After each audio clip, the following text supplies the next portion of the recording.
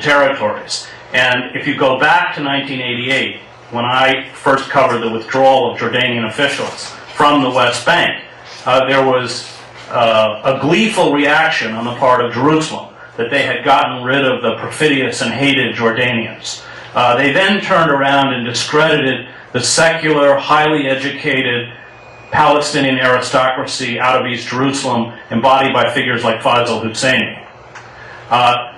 Arafat came and they broke Arafat. Uri Avneri, who I spoke to by phone a few weeks ago, and who was with Arafat for the last few weeks, insists, as do many around Arafat, that he was poisoned to death, that the Israelis assassinated him. They ended with Hamas. Now, of course, they are attempting to break Hamas. And for those of you who cover the conflict, you know that there have been negotiations out through Egyptian security officials between Israelis and Hamas, for which Hamas has been denounced by Al-Qaeda as apostates. And if they break Hamas, they will end with Al-Qaeda. Al-Qaeda, up till now, has not made significant inroads into the Palestinian community. I think what's most disturbing for people like me who lived in Jerusalem is that when I first got to Israel, it was unthinkable that an Israeli politician who openly advocated ethnic cleansing of Palestinians, as well as forcing Arabs to take loyalty oaths or be forcibly relocated, could ever sit on the cabinet. We had racist tirades like that delivered by Jewish fascists like Meir Kahane, but these people stood outside of Israeli society and stood outside of the law. They were condemned at the time by most Israelis. They were prosecuted. Kahane's Koch party was labeled a terrorist organization by the United States, Canada, and the European Union, and it was outlawed by the Israeli government in 1998 for inciting racism. Over the last 2 decades, Israel has undergone a deeply disturbing and radical change.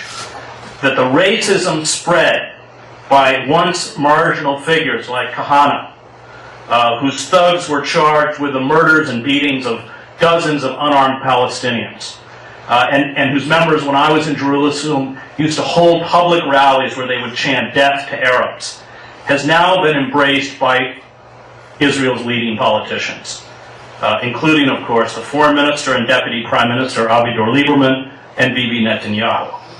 That Lieberman openly calls for what he calls an Arab-Aryan Israel, that is, an Israel free of Arabs.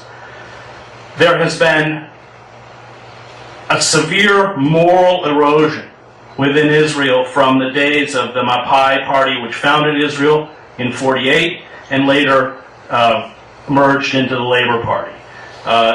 These older figures within the Israeli political establishment, people like Yitzhak Rabin, while certainly blinded by Zionism, and I knew Rabin not well, but I knew him, I think we're nevertheless serious at a certain point about trying to build some kind of coexistence with the Palestinians. With the rise of political extremists like Lieberman and Netanyahu, we've really entered a new phase within Israel. I don't know how much you know about Lieberman's biography, but I think he's emblematic of the Israeli leadership, of the kind of people who are now running the country. He's a former nightclub bouncer. He was, of course, a member of the Koch party, and he has the personal and political habits of some of the more intolerable goons that he opposes. In 2001, he was found guilty for beating a 12-year-old boy and fined by an Israeli court. He has been investigated for multi-million-dollar fraud and money laundering, and it's widely believed within Israel that he is very close ties to the Russian mafia. He also lives in open defiance of international law in a Jewish settlement on the West Bank. Kahane, he calls for the eradication of Palestinians from Israel and the territories. During this last bombardment of Gaza, he publicly said that Israel should fight Hamas the way the United States fought the Japanese in World War II, noting that the occupation of Japan was unnecessary to achieve victory, alluding, of course, to the dropping of the atomic bombs on Nagasaki and Hiroshima. As soon as he took his position as foreign minister in 2007, he announced that the Annapolis peace agreement was dead. He has publicly stated that 90% of Israel's Palestinian citizens, quote, have no place here. They can take their bundles and get lost. This statement, I remind you, comes from a figure who, unlike the Palestinians, who can trace their ancestry back generations, immigrated to Israel in 1978 from Moldova and speaks Hebrew with a very heavy Russian accent. He, from the floor of the Knesset, has openly fantasized about executing the handful of Palestinian Knesset members. He's suggested when they had a tiff with the Egyptians that the Israeli Air Force bombed the Aswan Dam. When he was Ariel Sharon's Minister of Transportation, he offered to bus several hundred Palestinian prisoners to the sea and drown them. And of course, along with Netanyahu, he is a fierce proponent of attacking Iran. An attack that would trigger, for those of us who come out of the Middle East, catastrophic regional war. The only thing staying Israel's hand is that the Iranians have made it very clear that if they are attacked, the first place their Sadr missiles, which have a range of about 1,200 kilometers, will hit, will be the Green Zone and the 3 super bases in Iraq, with hundreds of American casualties and deaths. And that, I think, is the only thing that has been able to stop the Israelis from carrying out their policy.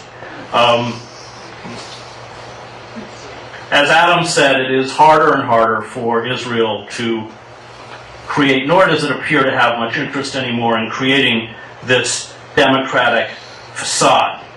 And it is becoming much more nakedly apparent about what their motives are. The veil is being lifted. They have embarked on a course, I think, that, like their former South African apartheid regime, which of course Israel was very closely allied to, I think they will, in the international community, become increasingly isolated and reviled. But I think at this point, to place faith in the two-state solution, to place any kind of faith in negotiations is misguided. I think we've gone far beyond that. I think that a Palestinian state, if it comes into existence, at this point will have to be declared by forces outside of Israel, most likely the United Nations. And all pressure now must be put on these international forces to openly challenge Israel's racist regime, and to force it to unilaterally draw state lines along the old 1967 border. If this takes place, and I think eventually demographics alone may force the hand of the international community, then Israel will in many ways have committed collective suicide. Because at that point, by drawing those kind of borders and recognizing those kinds of borders, Israel's very legitimacy as a state, like its old ally, the apartheid regime in South Africa, will be in doubt. Thank you.